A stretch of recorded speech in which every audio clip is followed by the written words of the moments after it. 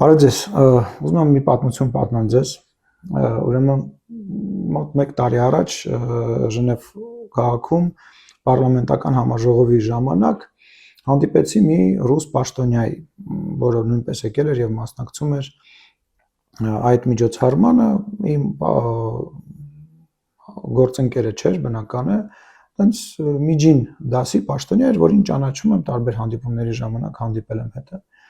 Եվ բարևից հետո այդ մարդը շատ նեղսերտած հարձակվեց ինձ վրա մի խոսույթով, որը ինձ մոտ ժպիտ առաջացրեց, ես բնական է իրեն հանդարտեցրեցի, ասեցի, որ ինքը սխալվում է եւ բացատրեցի իրեն մեր դիրքորոշումը, շատ կարճ ժպիտով, ինչպես ես սիրում եմ անել, եւ պետք է ասեմ, որ ինչու հիշեցի այս պատմությունը, որովհետեւ հիմա տենց թերթում եմ Facebook-ը եւ աչքովս հաճախ ընկնում է Կալուգացի Սամվելի թիմակիցների հայտարարությունները եւ ասեմ, որ կատարյալ ձևով համընկնում է այդ խոսույթը այն խոսակցության հետ, որ ես ունեցա։ Իսկ ինչի մասին էր այդ խոսակցությունը։ Այդ ռուս պաշտոնյան նեղսրտում էր, ասում էր դուք մեզ հանեցիք տարածաշրջանից եւ բերում եք թուրք-ադրբեջանական գործընկերներին եւ դառնալու եք իրենց այսպես ասած կամակատար եւ այլ ես ասում եի հարգելիս նախ դուք եք տարածաշրջանը լքել, դուք եք մեզ լքել ամենադժվար պահին եւ երկրորդը մենք ինքներս կորոշենք թե մեր հարևանների հետ ինչ հարաբերություններ կունենանք եւ ինչ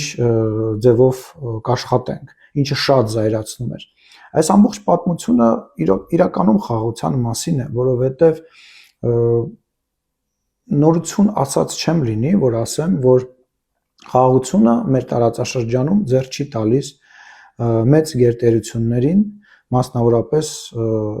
Ռուսաստանի Դաշնությանը, որովհետև այդ պարագայում ինքը չի կարող լինել այստեղ մոդերատոր, չի կարող լինել մի դերակատար, որը որ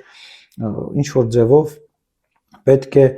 ճակերտավոր խաղաղություն ապահովի, իսկ իրականում պատերազմ, հավերժ պատերազմ ապահովի, որպեսզի լծակ ունենա Հայաստանի Հանրապետության վրա առաջին հերթին եւ Ադրբեջանի, որովհետեւ գաղտնիք չէ, որ Հայաստանը, Վրաստանը, Ադրբեջանը իրենք համարում են իրենց առնվազն իրենց ազդեցության գոտին եւ այս ընտրությունները, այս խոսակցությունները, այդ խոսակցությունները են գցում, որ թե իբր 300,000 ադրբեջանցի պետք է գա եւ այլ։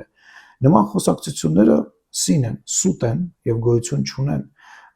Այդ խոսակցությունները եղել են ի պատասխան Ղարաբաղի դեպքերից հետո Հայաստանի որոշ ներկայացուցիչների կողմից բարձրացած վերադարձի մասին խոսակցություններին ի պատասխան Ադրբեջանի կողմից արված եւ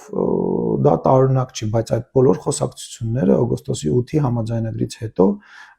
նկատի չունեն բովանդակային իմաստով միայն, այլ ոչ այդ ոճը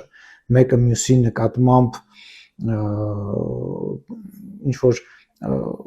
պահանջներ ներկայացնելու ոճը այլևս չկա եւ մենք կառուցում ենք խաղաղություն եւ այդ խաղաղությունը կառուցելու հարցում ամենակարևոր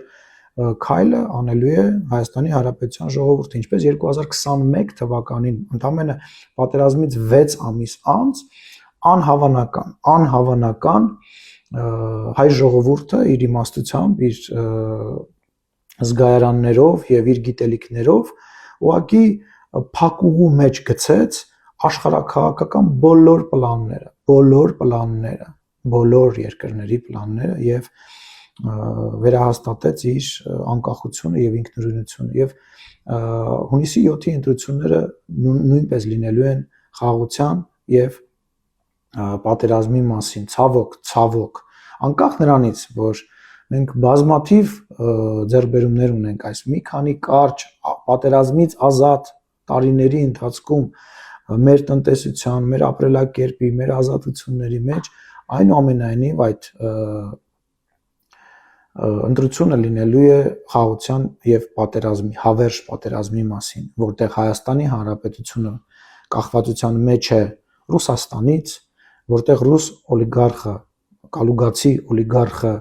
նայիչի, նայողի կարգավիճակով ստեղ վարչապետներ եւ պաշտոններ է բաժանում, որտեղ ինքը չի կարող լինել եւ ցանկություն էլ չունի լինել որևիցե պաշտոնի, որտեղ մշտապես կա կախվածություն, չկան այլևս ընտրություններ եւ այն մոդելը, որը որ իրենք պատկերացնում են, դուք կարող եք տեսնել համացանցում, հասկանում եք ինչի մասին եմ խոսում։ Ուստի հունիսի 7-ին Հայաստանի Հանրապետությունում կարելի է ասել եւս մեկ անկախության հանրաքվե է եւ այս անգամ խաղաղության եւ անկախության հանրաքվեն պետք է հավաքի մաքսիմալ քանակով ձայն եւ ռուսական, բելարուսական օլիգարխները, նախկինները իրենց խոսույթներով, որոնք որ դուք լսում եք, հա, տեսնում եք այն ձայնագրությունները,